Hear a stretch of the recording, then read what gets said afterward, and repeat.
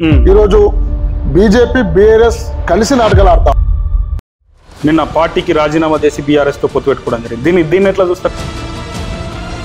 ఇప్పుడు కేసీఆర్ గారు దత్తపుత్రుడు అరెస్ట్ అయ్యాడు. కుమార్ గారు తప్పైనప్పుడు ఆ పిల్లలకి లక్ష రూపాయలు చెక్ ఎందుకు ఇవ్వాల్సి వచ్చింది? బహుజన వాదాన్ని కంప్లీట్ గా పక్కదారి పెట్టిన వ్యక్తి అరెస్ట్ అయ్యాడు కుమార్ గారు. ఎవరిని ఎట్లా తొక్కాలా, ఎవరిని ఎట్లా ఓడగొట్టాలా ప్రజలకు స్పష్టంగా తెలుసు. నిజంగా ప్రజాస్వామ్యాన్ని బతికిస్తున్నటువంటి పార్టీ కాంగ్రెస్ పార్టీ. మేము కావాల్సినటువంటి అభ్యర్థి అయితే బాగుంటుందని మేము కూడా అనుకుంటున్నాం. సో ఏమను కార్యకర్తల మనసులో మాట ఏముంది? ఎవరైతే బాగుంటుందని ఆలోచన వ్యక్తం చేస్తా ఉన్నారు. ఇప్పుడు ఈ మిగతా ఇద్దరు ముగ్గురు పేర్లు కూడా వినిపిస్తా ఉన్నాయి కదా. ఇప్పుడు బీజేపీ అనేది మొత్తం కొనుకొచ్చుకుంటుంది. టీఆర్ఎస్ పార్టీ ప్రతిభ మల్టీప్లెక్స్ లో 6.5 కోట్ల రూపాయలు దొరికింది. 17 పార్లమెంట్ స్థానాలు కంపల్సరీ 14 నుండి 15 స్థానాలు పార్లమెంట్ స్థానాలు కాంగ్రెస్ పార్టీకి కైవసం చేసుకోబోతాం. బిడ్డ ఈరోజు తెలంగాణ ప్రజలందరూ గమనిస్తా ఉన్నారు. మళ్ళొకసారి ఏమొక మొట్టగా ఓట్లు అడగడానికి వస్తామని ముందే ఈ టీఆర్ఎస్ పార్టీ తీసేసి బీఆర్ఎస్ పార్టీగా మార్చుకున్నాం. కటక మృత్యుంజయం గారికి టికెట్ కావాలని చెప్పేసి మీరు అభ్యర్థిస్తా ఉన్నారు. కటక మృత్యుంజయం పంతులు గారు అని చెప్తే ఆ పంతులు గారు అని చేసిన దాన్ని బట్టి 2 లక్షల మెజారిటీతో గెలవబోతా ఉంటాం. నమస్తే మిత్రులారా, welcome to fire TV Telugu. మిత్రులారా, మనం చూస్తూనే ఉన్నాం. నిన్నగాక మొన్న ఈడీ అధికారుల దాడిలో బీఆర్ఎస్ పార్టీకి సంబంధించిన ఎమ్మెల్సీ కవితని ఈడీ అధికారులకు సంబంధించిన అధికారులు దాడి చేయడం జరిగింది. వాళ్ళ అదుపులోకి తీసుకొని ఢిల్లీకి ఎమ్మెల్సీ కవితను తీసుకుపోవడం జరిగింది. అలాగే నిన్న ప్రతిమా మల్టీప్లెక్స్, కరీంనగర్లో ఉన్నటువంటి ప్రతిమా మల్టీప్లెక్స్ పై పోలీస్ అధికారులు దాడి చేసి అందులో ఉన్న 6,50,00,000 రూపాయలను స్వాధీనం చేసుకోవడం జరిగింది. మిత్రులారా, దీన్ని అంతా చూస్తే బీజేపీ ఆడుతున్నటువంటి ఒక టైం గేమ్ అనుకోవచ్చు. ఎందుకంటే మొన్న జరిగిన ఎమ్మెల్సీ కవిత దాడిని చూసుకోవచ్చు. నిన్న జరిగినటువంటి ఇంకో గంట 2 గంటల్లో నోటిఫికేషన్ రిలీజ్ అవుతుందన్న టైంలో ప్రతిమా మల్టీప్లెక్స్లో దాడి జరిగింది. మిత్రులారా, దీని అంతా చూస్తే బీజేపీ టైం గేమ్గా అనుకోవచ్చు. ఈరోజు దీని గురించి మాట్లాడేందుకు నాతో పాటు ఎస్సీసెల్ కాంగ్రెస్ పార్టీ రాష్ట్ర జాయింట్ కన్వీనర్ మేకల కమలాకర్ గారు నాతో ఉన్నారు. వారితో మాట్లాడే ప్రయత్నం చేస్తా. నమస్తే అన్న. నమస్తే. సో నిన్న జరిగినటువంటి ఎంపీ వినోద్ సంబంధించిన ప్రతిమా మల్టీప్లెక్స్ లో దాడినే చూసుకోవచ్చు. మొన్న జరిగిన ఎమ్మెల్సీ కవిత పైన ఈడీ అధికారుల దాడినే చూసుకోవచ్చు. ఎట్లా తీసుకోవచ్చు దీని అంతటి మీద? ఇదంతా బీజేపీ ఒక ఎత్తుగడ. బీజేపీ బీఆర్ఎస్ మొదటి నుండి ఒకటే చాలాసార్లు మేము చెప్పాం. ఈ బీఆర్ఎస్ బీజేపీ ఒకటిగా ఈరోజు ఎన్నికల్లో పోటీ చేయబోతా ఉన్నాయి. ఈ రాష్ట్రంలో చిత్తుగా ఉన్నటువంటి పార్టీ మన బీఆర్ఎస్ పార్టీ. అవును, బీఆర్ఎస్ పార్టీ చిత్తుగా ఓడుతా ఉన్న సందర్భంలో ఈ లోక్సభ ఎన్నికల్లో చిత్తుగా ఓడిపోయిన బీఆర్ఎస్ మీద బీజేపీ ఆటలాడడం ఇంకా నవ్వొస్తాం. బీజేపీ బీఆర్ఎస్ ఒకటే కదా మిత్రమని చెప్పేది. ఎందుకు ఒకటే అని చెప్తున్నానంటే, ఈ గతంలో ఈరోజు ఢిల్లీ లిక్కర్ స్కీమ్ లో దాదాపుగా 2 సంవత్సరాలు నడుస్తున్నటువంటి ఢిల్లీ లిక్కర్ స్కీమ్ లో మొదటిగా కవిత పేరును దాని చార్జ్షీట్ లో ఉన్నప్పటికి కూడా ఈ మనీష్ సిసోడియా ఢిల్లీ ఉప ముఖ్యమంత్రి గాని ఇంకా చాలా మందిని కూడా అరెస్ట్ చేసినటువంటి ఈడీ ఎలక్షన్ నోటిఫికేషన్ రేపు పడుతుండగా ఈరోజు అరెస్ట్ చేయడం వెనుక ఈరోజు బీజేపీ బీఆర్ఎస్ కలిసి నాటకాలు ఆడుతా ఉన్నాయి. ఎలక్షన్ లో సింపతి కోసం బీజేపీ ప్రయత్నం చేస్తా ఉంది. ఏదో విధంగా మేము ఈ జైల్లోకి పోవద్దు, మేము బతికుండాలి, బాగుండాలి అని బీఆర్ఎస్ పార్టీ ఆలోచన చేస్తా ఉంది. దీన్ని చూస్తున్నట్టు తరుణంలో ఈ రాష్ట్ర ప్రజలందరూ కూడా ఏం గమనిస్తున్నారంటే, ఈ రోజు బీజేపీ నిజంగా కవితను అరెస్ట్ చేయాలనుకుంటే ఆ రోజు ఢిల్లీ లిక్కర్ స్కామ్ లో వాళ్ళను ఢిల్లీ ఉప ముఖ్యమంత్రిని కానీ వాళ్ళ పెద్దలను అరెస్ట్ చేసినప్పుడు ఈమెను కూడా అరెస్ట్ చేసేది ఉంటుంది. అయితే నాకు ఒక డౌట్ వచ్చిందన్న. ఇప్పుడు బీఆర్ఎస్ పార్టీ నిజంగా అధికారంలోకి వచ్చి ఉంటే మళ్ళీ మొన్న జరిగిన ఎన్నికల్లో బీజేపీ ఇట్లాంటి నిర్ణయం తీసుకుంటుండేనా కవిత మీద? తీసుకోకపోతుండే. ఎందుకంటే డెఫినెట్లీ ప్రజలు దాదాపుగా వాళ్ళకు చెంపను చెల్లమన్నట్టు తీర్పు ఇవ్వడం జరిగింది. ప్రజలు గమనిస్తారు. ప్రజలు చాలా తెలియమంతులు. ఎందుకంటే టెక్నాలజీ పెరిగిపోయింది. ప్రజలు చాలా తెలియమంతులు, అప్డేటెడ్ జనాలు అయిపోయారు. ప్రజలు చాలా తెలియమంతులు. ప్రజలను కూడా మనము ప్రశ్నించేటువంటి నాయకులము మనల్ని ప్రశ్నించేటువంటి వాళ్ళు స్థాయికి ఎదిరిపోయారు. కాబట్టి ఈ ప్రజలు కూడా చాలా తెలియమంతులు. ప్రజలను కూడా మనం ఎప్పుడు కూడా తక్కువ వేయద్దు. ఓకే, ఇంకొకటి అంటే కీలకంగా జరిగినటువంటి విషయం ఏంటంటే, రాష్ట్రంలో నిన్న జరిగినటువంటి విషయం ఏంటంటే, బీఎస్పీ పార్టీ చీఫ్ గా ఉన్న ఆర్ఎస్ ప్రవీణ్ కుమార్ నిన్న పార్టీకి రాజీనామా చేసి బీఆర్ఎస్ తో పొత్తు పెట్టుకోవడం జరిగింది. దీన్ని ఎట్లా చూస్తారు? ఇప్పుడు కేసీఆర్ గారు దత్తపుత్రుడు అరెస్ట్ ప్రవీణ్ కుమార్ గారు, కేసీఆర్ గారి దత్తపుత్రుడు అరెస్ట్. మొన్న జరిగిన ఎన్నికలలో బీఎస్పీ పార్టీతో గట్టిగా పోటీ చేసినట్టు అనిపించింది కదా బీఆర్ఎస్. అది ఇప్పుడు ఓట్లు చీరాలని కోతం. మీరు ప్రగతి భవన్ బద్దలు కొడతా అన్న ప్రవీణ్ కుమార్ ఇక్కడ కరీంనగర్ జిల్లాలో ఎస్పీగా పనిచేసిన ప్రవీణ్ కుమార్, ఇక్కడ దాదాపుగా 90% దళితులను చంపినటువంటి వ్యక్తి ఆర్ఎస్ ప్రవీణ్ కుమార్. కరీంనగర్ ఉమ్మడి జిల్లా ఎస్పీగా పనిచేసినప్పుడు ఈ కరీంనగర్ ఉమ్మడి జిల్లా ఒక దళిత సమాజాన్ని, ఈ దళిత సమాజాన్ని చంపిన వ్యక్తికి ఆర్ఎస్ ప్రవీణ్ కుమార్. ఈ రోజు చూస్తా ఉన్నాం మనం గురుకులాల కార్యదర్శి పనిచేసిన ఆర్ఎస్ ప్రవీణ్ కుమార్ ఒక వర్గానికి కొమ్ము కాస్తూ, ఒక ప్రభుత్వానికి కొమ్ము కాస్తూ, ఒక ముఖ్యమంత్రి చెప్పినటువంటి మాటలు వింటూ ఈ రాష్ట్రంలో రెసిడెన్షియల్ పాఠశాలలు ప్రతి దాంట్లో అవినీతి జరిగింది. ఈ ప్రతి దాంట్లో టీఆర్ఎస్ పార్టీ నాయకుడు ప్రతి ఒక్క అక్రమం చేయనట్టు లేదు. అదే విధంగా మన సిరిసిల్ల నడిగడ్డలో ఉన్నటువంటి ఒక గర్ల్స్ హాస్టల్లో జరిగినటువంటి దారుణం మనం చెప్పద్దు, ఎందుకంటే అది ఆడపిల్ల భవిష్యత్తు కాబట్టి మనం అది చెప్పడానికి కూడా నాకు ఇబ్బంది అనిపిస్తుంది. నేను చెప్పా దాని గురించి ప్రజలందరికీ తెలుసు. అది దానికి ఆ విషయాన్ని కప్పించుకోవడానికి కొంతమంది ఈ స్థానిక శాసనసభ్యుడు కేటీఆర్ వచ్చి లక్షల రూపాయల చెక్కులు ఇచ్చుడు. ఎందుకు ఇవ్వాల్సి వచ్చింది చెక్కులు? తప్పైనప్పుడు ఆ పిల్లలకి లక్షల రూపాయల చెక్కు ఎందుకు ఇవ్వాల్సి వచ్చింది? మొత్తం కూడా ఈ రోజు ఆర్ఎస్ ప్రవీణ్ కుమార్ ఎట్టి పరిస్థితుల్లో కేసీఆర్ జైలుకు పోవద్దు, మా తండ్రి గారు అయినటువంటి కేసీఆర్ గారు జైలుకు పోవద్దని తండ్రిలాగానే కదా, తండ్రిలాగా చూసాడు కాబట్టి ఇప్పుడు బీఎస్పీకి ఒక భావాజలం. బీఎస్పీ బహుజన సమాజ్ పార్టీ అంటే అప్పుడు మాన్యశ్రీ కనిశ్రామ్ గారు ఒక సిద్ధాంతం గల వ్యక్తి, ఆ పార్టీకి ఒక సిద్ధాంతం గల పార్టీ. అది మాయావతి గారు కానివ్వండి, అదే విధంగా కాన్శ్రామ్ గారు కానివ్వండి, ఆ కాన్శ్రామ్ గారు సిద్ధాంతం గల వ్యక్తి. అంటే పార్టీని కూడా తప్పుదారి పట్టించింది అనుకోవచ్చా? పార్టీ కాదు, బహుజన వాదాన్ని పక్కదారి పెట్టిన వ్యక్తి ఆర్ఎస్ ప్రవీణ్ కుమార్. బహుజన వాదాన్ని కంప్లీట్ గా పక్కదారి పెట్టిన వ్యక్తి ఆర్ఎస్ ప్రవీణ్ కుమార్ గారు. ఇది చూస్తా ఉన్నాం చాలా మటుకు. ఆంధ్రుడు మురళి ఐఏఎస్ గారు ఉన్నారు, చాలా ఆయన ఐఏఎస్ కు రిజైన్ చేసిండు. ఆయన వేరే తీసుకున్నాడు, వేరే తీసుకున్నాడు, రిటైర్మెంట్ తీసుకున్నాడు. ఆయన ఏ పార్టీలో వేయలేడు, ప్రజల పక్షాన పోరాటం చేస్తా ఉన్నాడు. చాలా మందికి ఐఏఎస్ ఆఫీసర్స్ అందరూ కూడా. ఇలాంటి ఐఏఎస్ ఆఫీసర్ ని, ఐపీఎస్ ఆఫీసర్ ని ఈ తెలంగాణ ప్రజలకు, ఎస్సీ ఎస్టీ బీసీ మైనారిటీ ప్రజలందరూ కూడా మళ్ళీ దురలకు అమ్ముడుపోయే విధంగా చేస్తారని చెప్పిన కానీ ఆ ప్రయత్నము ఆర్ఎస్ ప్రవీణ్ కూడా సాధ్యం కాలేదు. ఎస్సీ ఎస్టీ బీసీ మైనారిటీ ప్రజలు ఈ తెలంగాణ రాష్ట్రం చాలా పవర్ఫుల్ గా ఉన్నారు. ఎవరిని ఎట్లా తొక్కాలా, ఎవరిని ఎట్లా ఓడగొట్టాలో ప్రజలకు స్పష్టంగా తెలుసు. ఓకే, ఇంకోటి ప్రధానంగా మీతో చర్చించాల్సిన విషయం ఏంటంటే మన కరీంనగర్ లోక్సభకు సంబంధించిన అభ్యర్థిని ఇప్పటి వరకు కాంగ్రెస్ పార్టీ అనౌన్స్ చేయలేదు. ఎందుకంటే అటు బీఆర్ఎస్ పార్టీ బోయినపల్లి వినోద్ కుమార్ మాజీ ఎంపీని ప్రకటించడం జరిగింది, బీజేపీ ప్రస్తుతం కొనసాగుతున్నటువంటి ఎంపీ బండి సంజయ్ని అనౌన్స్ చేయడం జరిగింది. మరి కాంగ్రెస్ పార్టీ ఇంకా అనలైజ్ చేస్తూ ఉన్నది, ఎవరిని ప్రకటిస్తే ముందంజలో ఉంటాం, ఎవరిని అనౌన్స్ చేస్తే మనం గెలిచే పరిస్థితులు కీలకంగా ఉంటాయి అనే దాని మీద కాంగ్రెస్ పార్టీ కొంతవరకు అనలైజ్ చేస్తున్నట్టుగా మాకు అనిపిస్తా ఉంది. మరి కాంగ్రెస్ పార్టీ ఏం చెప్తా ఉంది కార్యకర్తలకి, నాయకులకి, ఎవరిని ఎంచుకునే, ఎవరిని నిలబెట్టే పరిస్థితులు ఎక్కువగా కనిపిస్తా ఉన్నాయి? కాంగ్రెస్ పార్టీ చాలా గొప్ప పార్టీ. కాంగ్రెస్ పార్టీ విధి విధానాలు వేరు, ఈ యొక్క ఫెడరల్ గా ఆలోచిస్తున్నటువంటి పార్టీ కాంగ్రెస్ పార్టీ. నిజంగా ప్రజాస్వామ్యాన్ని బతికిస్తున్న పార్టీ కాంగ్రెస్ పార్టీ. ఈ ఇప్పుడు తెలంగాణలో మనం ఈరోజు 64 స్థానాలు గెలిచినాం. 64 స్థానాలు గెలిచిన తర్వాత ఈ కరీంనగర్ ఉమ్మడి జిల్లాలో కాంగ్రెస్ పార్టీ ఎంపీ టికెట్ సరైనటువంటి బలమైనటువంటి నాయకుడికి ఇవ్వాలి. ప్రతి గ్రామానికి వెళ్ళినప్పటికి కూడా ఆ వ్యక్తిని చూస్తే 10 మంది చూస్తే పలాని వ్యక్తి అనే ఒక విధంగా మేము చాలా మటుకు మేము కాంగ్రెస్ పార్టీ ఏఐసిసి నాయకత్వానికి మేము చెప్పడం జరిగింది. ఈ కాంగ్రెస్ పార్టీ త్వరలోనే రేపు కానీ ఎల్లుండి కానీ అభ్యర్థులు ప్రకటిస్తుంది.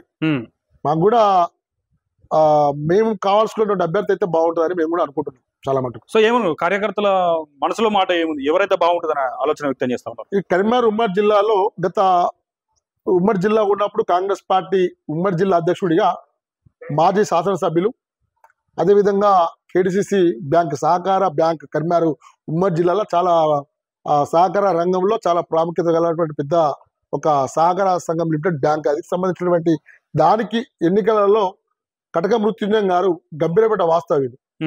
ఈ యొక్క సిరిసిల్ల నియోజకవర్గం గంభీరపేట వాస్తవ్యులైన అయినా కూడా ప్రత్యక్షంగా 1982లో మన కరీంనగర్ అసెంబ్లీకి ఎమ్మెల్యేగా ప్రయత్నం వహించినాడు. అతని ద్వారా ఆ కాంగ్రెస్ పార్టీకి చాలా అనుభవం ఉన్నటువంటి వ్యక్తి, ప్రజలకు కూడా తెలిసినటువంటి సుపరిచితుడైన వ్యక్తి. అంటే పార్టీలకు అతీతంగా కాంగ్రెస్ పార్టీ అభ్యర్థి ఈయన కటక మృత్యం గారికి ఖరారు చేస్తే తప్పకుండా కటక మృత్యం గారు భారీ మేరతో గెలిచే అవకాశం ఉంది. ఇప్పుడు ఈ మిగతా ఇద్దరు ముగ్గురు పేర్లు కూడా వినిపిస్తా ఉన్నాయి కదా, వీళ్ళకైతే బాగుండు అని చెప్పేసి 2-3 పేర్లు కూడా వినిపిస్తా ఉన్నాయి. మరి దాని మీద ఎట్లా అనుకోవచ్చు? కాంగ్రెస్ పార్టీ క్యాండిడేట్లు అనేది బయటకు చెప్పదు. ఇప్పుడు అన్ని పార్టీలలాగా ఇప్పుడు బీజేపీ అనేది మొత్తం కొనుకొచ్చుకుంటుంది. టీఆర్ఎస్ పార్టీ బీఆర్ఎస్ పార్టీ నుండి అందరినీ కొనుకొచ్చుకుంటుంది. బీజేపీ అభ్యర్థులు లేరు, బీజేపీ అభ్యర్థులు లేరు. కరీంనగర్ ఇప్పుడు ప్రస్తుత శాసనసభ్యుడు జై శ్రీరామ్ అంటాడు, పురాణాలందరూ కొనుకొచ్చుకుంటాడు. ఆయన పురాణాలు బీరు బిర్యానీలు డబ్బులు ఇచ్చుకుంటూ పురాణాన్ని మూతి మీద మిసాల మనుషులు అందరినీ కొనుకొచ్చుకొని నిలబెట్టుకుంటూ ఒక 10 మందిని 100 మందిని వేసుకొని తిరుగుతూ ఉంటాడు. హిందుత్వవాదం మీద రాజకీయ చేసిన వ్యక్తి ఆయన బండి సంజయ్ గెలవడు.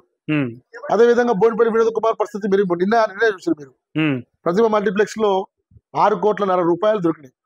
అట్లా బాక్సులలో పెట్టి ప్యాక్ చేసి ఎన్నికల ఎట్లన్నా గెలవాలి, ఒక 200 కోట్లు ఖర్చు పెట్టి కరీంనగర్ పార్లమెంటు నుండి గెలవాలనే ఉద్దేశం కొద్దీ అతని బంధువులకు సంబంధించినటువంటి ఇళ్లల్లో, అతనికి సంబంధించినటువంటి ఒక ఆఫీసులల్లో, అతనికి సంబంధించిన ఒక రెస్టారెంట్లల్లో, ఒక హోటళ్లల్లో ఈరోజు డబ్బును డంప్ చేసిండు. అదే ఉదాహరణ చూస్తే నిన్న కరీంనగర్ పార్లమెంటు పరిధిలోకి వస్తున్నటువంటి ప్రతిమ మల్టీప్లెక్స్ లో గంత డబ్బు నిల్వ ఉంచడం చెప్తా ఉన్నాం. ఈరోజు రాష్ట్ర ఎలక్షన్ కమిషన్ ఏం ఎక్స్ప్లెనేషన్ ఇవ్వలేదు కదా, చూద్దాం ఏముంటుందో ఎక్స్ప్లెనేషన్. అయితే ఇంకోటన్నా వాస్తవంగా చాలా మంది కాంగ్రెస్ వైపు చూస్తూ ఉన్నారు. ఎందుకంటే పార్టీ రాష్ట్రంలో అధికారంలో ఉంది, రేవంత్ రెడ్డి గారు సీఎంగా ఉన్నారు. 100 రోజుల్లో హామీ ఇచ్చిన పథకాలన్నీ కూడా అమల్లోకి తీసుకొస్తామని చెప్పేసి కాంగ్రెస్ పార్టీ ముందుకు పోతా ఉంది. మరి కేంద్రంలో ఉన్నటువంటి పరిస్థితిని చూస్తే అసలు రాహుల్ గాంధీని కోరుకుంటున్నారు అనుకోవచ్చా, మోడీని కోరుకుంటున్నారు అనుకోవచ్చా, ఇంకో వ్యక్తిని కోరుకుంటున్నారు అనుకోవచ్చా? ఇక్కడ ఉన్నటువంటి ప్రజల ఇంటెన్షన్ భారతదేశము చాలా ఈ రకరకాల ప్రజలు, రకరకాల సంస్కృతులు, రకరకాల జాతులు ఉన్నటువంటి ఒక దేశం భారతదేశం. చాలా గొప్ప దేశం ఇది. ఈ భారతదేశంలో ఎప్పుడైతే ఒక వర్గాన్ని కానీ ఒక మతాన్ని కానీ ఉద్దేశపూర్వకంగా ఎట్టి పరిస్థితుల్లో గెలవాలనే ఉద్దేశంతో ఒక పార్టీ చూస్తున్నటువంటి సందర్భం మనం చూస్తూ ఉన్నాం. ఈ భారతదేశంలో కాంగ్రెస్ పార్టీ కొన్ని సంవత్సరాల అధికారం నుండి ప్రతి పేదవాడికి, ఇల్లు లేని వాడికి ఇల్లు కట్టినటువంటి ఘనత ఇందిరమ్మ రాజ్యంలో శ్రీమతి ఇందిరాగాంధీ గాని, రాజీవ్ గాంధీ గాని కాంగ్రెస్ పార్టీ చేసినటువంటి ఘనత. అదేవిధంగా ఉమ్మడి రాష్ట్రంలో డాక్టర్ వైఎస్ రాజశేఖర రెడ్డి గారు ముఖ్యమంత్రిగా ఉన్నప్పుడు రాజీవ్ ఆరోగ్యశ్రీ ద్వారా ప్రతి పేదవాడికి ఉచితమైనటువంటి వైద్యాన్ని అందించినటువంటి ఘనత కాంగ్రెస్ పార్టీ. అదేవిధంగా రియంబర్స్మెంట్స్ మీరు ఈ దేశంలో బీజేపీ నాయకులు చెప్తా ఉన్నారు కదా, వాస్తవంగా మోడీ వచ్చిన తర్వాతనే దేశం ఇంత గొప్పగా ముందుకు సాగుతా ఉంది, గొప్పగా డెవలప్ అవుతా ఉంది అని చెప్పేసి బీజేపీ నాయకులు అంటారు. భారతదేశం ఎప్పుడో డెవలప్ అయిన దేశం కదా అండి. మోదీ ప్రధానమంత్రి అయిన తర్వాత చాలా డెవలప్ చేస్తామని చెప్తాం. కాదు, భారతదేశం అనేది ఎప్పుడో డెవలప్మెంట్ అయిన దేశం. ఇది డెవలప్మెంట్ అయిన దేశాన్ని పట్టుకుని మేము డెవలప్మెంట్ చేస్తామంటున్నారు. ఈ రోజు ప్రజలకు ఉచితాలు అన్ని రకాలుగా ఉచితాలు మనం ఒకటే చెప్తున్నాం. అంతకుముందు ప్రధాని నరేంద్ర మోడీ గారు ప్రతి ఒక్కరికి అకౌంట్ లో 15 లక్షల రూపాయలు వేస్తా అని చెప్పిండు. వాస్తవంగా తెలంగాణ ప్రజలందరూ తెలుసు. తెలంగాణ ప్రజలు చాలా తెలివిమంతులు. ఈసారి పక్కా ఈ తెలంగాణ రాష్ట్రంలో 17 పార్లమెంట్ స్థానాలు ఉంటాయి. 17 పార్లమెంట్ స్థానాలు కంపల్సరీ 14 నుండి 15 స్థానాలు పార్లమెంట్ స్థానాలు కాంగ్రెస్ పార్టీకి కైవసం చేసుకోబోతాం ఈసారి పక్కా. డౌట్ లేదు అందులో. ఎందుకంటే కాంగ్రెస్ పార్టీ బీజేపీ కూడా క్లీన్ స్వీప్ చేస్తా ఉంటుంది కదా. ఇప్పుడే కదండి, బీజేపీ అభ్యర్థులు లేక చూస్తున్నారు. ఇప్పుడు దాదాపు 6 అభ్యర్థులను కొనుక్కున్నారు. బీఆర్ఎస్ పార్టీని కొనుక్కున్న వాళ్ళనే అభ్యర్థులుగా ప్రకటిస్తారు. వాళ్ళు ఇక క్లీన్ స్వీప్. బీఆర్ఎస్ పరిస్థితి ఎట్లా ఉంటుంది అంటారు? బీఆర్ఎస్ క్లోజ్ అయిపోయినట్టు, చాప్టర్ క్లోజా అంతే కదా. మళ్ళీ ఏమన్నా పునర్వైభవం వచ్చే పరిస్థితి ఏమన్నా అస్సలు ఉండదు.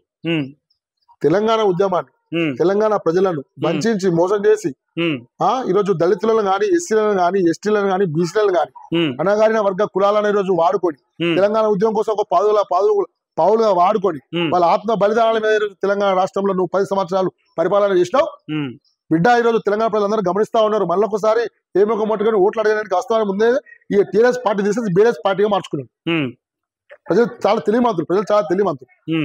తెలివిమంతులు కాబట్టి ఈరోజు టీఆర్ఎస్ పార్టీ తెలంగాణ రాష్ట్ర సమితి అని, తెలంగాణ రాష్ట్ర ఉద్యమ సంస్థ అని చెప్పి ఈ రోజు ఆ టీఆర్ఎస్ పార్టీ కనుమరుగు చేసేసి ఈరోజు భారత రాష్ట్ర సమితిని పెట్టుకున్నాం. బొంబాయిలో ఒక పార్టీ కార్యాలయం పెట్టిన కిరాయి కట్టక ఆయన తాళా వేసుకుని చేసి బీఆర్ఎస్ కిరాయి కట్టకుండా తాళా వేసుకుని చేసి పేపర్ల టీవీలో చూస్తా ఉన్నాం. అంటే తెలంగాణ ప్రజలు చాలా తెలివిమంతులు. తెలంగాణలో ఈ బడుగు బలహీన వర్గాల ప్రజల కోసము ఈరోజు తెలంగాణ రాష్ట్రం మనం సాధించుకోవడం కోసము ఈ తెలంగాణలో ఉన్నటువంటి ఎస్సీ, ఎస్టీ, బీసీ, మైనారిటీ ప్రజలే కాకుండా మేధావులు కూడా పనిచేసి తెలంగాణ కోసం పనిచేసినటువంటి వాళ్ళ మీద, వాళ్ళ చావుల మీద, వాళ్ళ ఆశయాల మీద, ఈరోజు వాళ్ళ ఆశయాల మీద, వాళ్ళ చావుల మీద వాళ్ళందరినీ ఇసేసి పరేసి ఒక గోరి కట్టి ఆ గోరి మీద కూర్చొని పరిపాలన చేసినాం. ఏ ఒక్కరికి కూడా వాళ్ళకి చనిపోయిన కుటుంబాలను న్యాయం చేయనిస్తారు. ప్రజలు నమ్మే పరిస్థితి లేరు బీఆర్ఎస్ పార్టీని ప్రజలు నమ్మే పరిస్థితి లేరు కాబట్టి కనీసము ఏమంటారు కదా, మంత్రాల బలం లేకుండా తుంపిల బలం ఉండాలంటే అరెస్ట్ ప్రయాణం కుమార్ని కలుసుకున్నాం. అదే కారణం అంటారా? అదే కారణం కదా. సో మొత్తానికి కటక మృత్యుంజయం గారికి టికెట్ కావాలని చెప్పేసి మీరు అభ్యర్థిస్తా ఉన్నారు. మరి ఒకవేళ ఈ టికెట్ ఆయనకు వస్తే ఏ రకంగా పనిచేస్తారు? కాన్స్టిట్యూన్సీలో కరీంనగర్ పార్లమెంట్ కాన్స్టిట్యూన్సీలో కటక మృత్యుంజయం గారికి చాలా మంచి పేరు ఉండేది. ఆయన కాంగ్రెస్ పార్టీలో సుదీర్ఘంగా పనిచేసిన వ్యక్తి. ఒకసారి శాసనసభ్యుడిగా, ఒకసారి సహకార సంఘం కరీంనగర్ కేడీసీ బ్యాంక్ చైర్మన్ గా, అదేవిధంగా ఒకసారి జడ్పీటీసీగా ప్రజలతో ఎన్నుకోబడిన ప్రజాప్రతినిధిగా. అతను వృత్తిపరంగా న్యాయవాది. అతని కోసము దాదాపుగా మనం గంభీరపేట నివాసం వెళ్ళి చూసినా గానీ, కరీంనగర్ ఆయన నివాసం వెళ్ళి చూసినా గానీ, రోజు వందల మంది అతని కోసము అతని ద్వారా లబ్ధి పొందాలి. అతనికి మనం ఏదైనా ఆపదలో ఉన్నప్పుడు అతనికి కలిస్తే ఎట్లా స్పందిస్తాడు? ఎవరైనా అవసరం పడ్డది అన్న అని చెప్పేసి పోతే ఎట్లా ఆయన స్పందన ఏ రకంగా ఉంటుంది? కటక మృత్యుంజయం గారి దగ్గరికి వెళ్ళి, సార్ మాకు పని కావాలని చెప్తే, అంటే ఈ పార్టీ ఆ పార్టీ ఏ పార్టీ అనగాని ఈ కరీంనగర్ జిల్లా ప్రజలు అయితే చాలు. ఆల్ పార్టీస్ లీడర్ అనుకోవచ్చా? ఆల్ పార్టీస్ లీడర్స్ కటక మృత్యుంజయం అంటే ఆ ప్రజల మనిషి. ఆయన ప్రజల మనిషి. ఆల్ పార్టీలతో సంబంధం మనకు లేదు కదా. అజాత శత్రువు. మనకు ఒక ప్రజలకు సేవ చేసినటువంటి వ్యక్తి ఆయన కటక మృత్యుంజయం గారు. దాదాపు ఈ కరీంనగర్ ఉమ్మడి జిల్లాలో మీరు ఏ మరుమూల గ్రామ ప్రజలకు వెళ్ళండి, కటక మృత్యుంజయం పంతులు గారు అని చెప్తే ఆ పంతులు గారు అని లేచిన దండం పెడతారు. అంటే అతను చేసినటువంటి ఒక పని లీడర్షిప్ లక్ష్యాలు, ప్రజలు ఇవ్వడము, ప్రజలతో మాట్లాడము, ప్రజలకు ఏ సమస్య వచ్చినా గానీ న్యాయపరంగా గానీ, చట్టపరంగా గానీ, ఎస్పీ లెవెల్లో గానీ, కలెక్టర్ లెవెల్లో గానీ, కోర్టు పరంగా గానీ, ఏ పేదవాడు దగ్గరికి వచ్చినా డబ్బులు లేకున్నా గానీ డబ్బులు ఇచ్చి పంపిస్తున్నటువంటి గొప్ప వ్యక్తి అని కటక మృత్యుంజయం గారు. అతని ఇంటికి గడప తప్పి ఆపద వచ్చిందని చెప్తే ఆదుకునే వ్యక్తి, గొప్ప మనిషి కటక మృత్యుంజయం గారు. వ్యక్తిత్వ గత 10 సంవత్సరాలు చూస్తా ఉన్నాం అతని. నేను కాంగ్రెస్ పార్టీలో లేను. దాదాపు మొన్ననే కాంగ్రెస్ పార్టీకి వచ్చి సంవత్సరం 6 నెలలు అవుతుంది కాంగ్రెస్ పార్టీకి. అందుకని రాకముందు కాంగ్రెస్ పార్టీకి వచ్చి, అంతకుముందు నేను వేరే పార్టీలో ఉంటుంటే అతను కాంగ్రెస్ పార్టీలో సుదీర్ఘంగా 15-20 సంవత్సరాలు కాంగ్రెస్ పార్టీలో ఉన్నాడు. 20-30 సంవత్సరాలు కాంగ్రెస్ పార్టీలో ఉన్నప్పుడు మేము వ్యక్తిగతంగా చూసినాం. వ్యక్తిగతంగా మేము చూసినప్పుడు అతను వందల మంది, అతనికి ఆయన గంభీరపేట తోటలోకి వెళ్తే వందల మంది ప్రజలు పార్టీలకు ఖచ్చితంగా ఏ పార్టీ కానీ, బీజేపీ కానీ, టీఆర్ఎస్ కానీ, కాంగ్రెస్ కానీ, ఏ పార్టీ వ్యక్తులైనా వెళ్ళి సార్ మాకు సాయం చేయండి తప్పకుండా సాయం చేస్తాడు. ప్రజలు కాబట్టి పార్టీలు పక్కన పెడితే ఆయన అజాత శత్రువు. అలాంటి వ్యక్తికి కరీంనగర్ పార్లమెంట్ ఎంపీ ఒక అవకాశం ఇస్తే తప్పకుండా 2 లక్షల మెజార్టీతో గెలబోతా ఉంటాడు. 2 లక్షలు మెజార్టీ పక్కా. ఈ తెలంగాణ ప్రజలు కేసీఆర్ నే పక్క మనం గెలిపించాం 2 లక్షల మెజార్టీతో తెలంగాణ ఉద్యమం మీద. ఇప్పుడు కరీంనగర్ పార్లమెంట్ అభివృద్ధి చేసుకోవడంలో 2 లక్షలు కాదు, అవసరం 3 లక్షల మెజార్టీతో గెలుస్తాం. అట్లాంటివి వస్తుందంటారా మరి? పక్కా తప్పకుండా అలాంటి 100% ఆయన వ్యక్తిత్వ పరంగా చూసినట్టయితే అతను అందరి వాడు, కొందరు వాడు మాత్రం అయితే కాదు. ఈ గ్రూప్ రాజకీయాలు, ఆ గ్రూప్ రాజకీయాలకు తావు లేని వ్యక్తి అతను. మీరు అడగండి ఎక్కడైనా కానీ అతని గురించి కరీంనగర్ ఉమ్మడి జిల్లాలో ఆయన సొంత ప్రాపర్టీ గంభీరపేట. ఆయన జడ్పీటీసీ గెలిచిన వేరే జిల్లాల. అంటే అతనికి ప్రజల చేత